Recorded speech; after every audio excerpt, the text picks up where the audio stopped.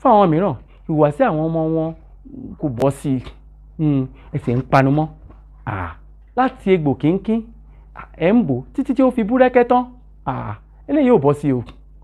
Ọmọ kò gbọ́ràn ẹ̀ ń bò láṣìírí.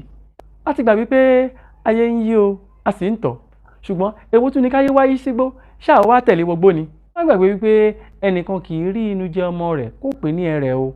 Ẹni bá ní kí ọmọ òun má ké wọ́n jọ máa sunkún gbẹ̀yìn ní o. A kò ní ríru rẹ̀ o. Àmọ́ ṣá ẹ sáré má tẹ̀ títí ọmọ jọ̀wọ́ má jẹ́ ń tẹ̀, ìlú má jẹ́ ń tẹ̀. Ṣé kò tí wàá tó kí ẹ dojú padà kí ẹ bẹ̀rẹ̀ sí ní sáré má kú ni? Àbí kí ni à ń wí kẹ̀ ìyẹn lọ bẹ́ẹ̀? Fún àwọn àgbà mìíràn gbàràn mi ti wá dẹlẹ́rù o. Òrè lọ́ní kan ṣe fún yín lè bá wá líkì mọ́ wọn àfi bí èèpà lára ajá. Ẹ ò jẹ́ kí wọ́n rí mú mímọ́, kí ló dé? Àbí ẹ̀yin kò mọ̀ wípé a ti pẹ́ jù lórí mí yìí ni? Èsìkéyìí ti wá ń bà lé wa. Ẹ ṣọ́ ṣe. Àbí èwo ni kí a wá sọ ẹran mẹ́ran kó wá kàn pa gan?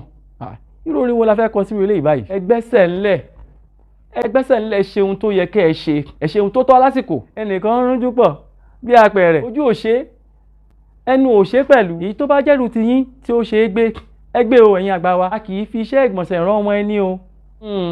Àìṣe ó ṣe bí òwe o.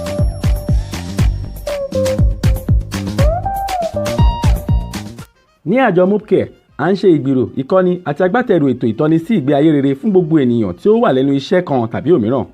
Àwọn ẹ̀kọ́ ìṣíníyè ìlera wa lóríṣiríṣi wà fún àwọn ilé-iṣẹ́ aládàáni, ilé-iṣẹ́ ìjọba, àjọ lóríṣiríṣi, ẹgbẹ́ aláfọwọ́sowọ́pọ̀ àti ìdàgbàsókè gbogbo ènìyàn, ìyẹn láti àwọn ọ̀dọ́ títí di ọjọ́ alẹ́. À ń ṣe àkópọ̀ ìkẹ́kọ̀ọ́ fún àwọn tí ó ń ṣe ìpalẹ̀mọ́ ìfẹ̀yìntì tàbí àwọn tó ti fẹ̀yìntì lẹ́nu iṣẹ́ yálà bóyá ti aládàáni tàbí ti ìjọba. A sì tún ṣe agbátẹrù ìtọ́jú ìlera àwọn àgbà yálà ní ọ̀kọ̀ọ̀kan tàbí ní àpapọ̀.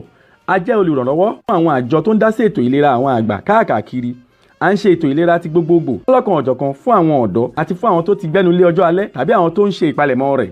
Ẹ kàn sí wa lórí ààyè ayélujára wa www.mopcare.com. Ẹ pè tàbí kẹ́ ẹ tẹ àtẹ̀jíṣẹ́ yín ránṣẹ́ sí nọ́mbà yìí 0803 437 5758 0803 437 5758. Mopcare for the seniors. Àwa ni ohùn fún àwọn àgbà wa.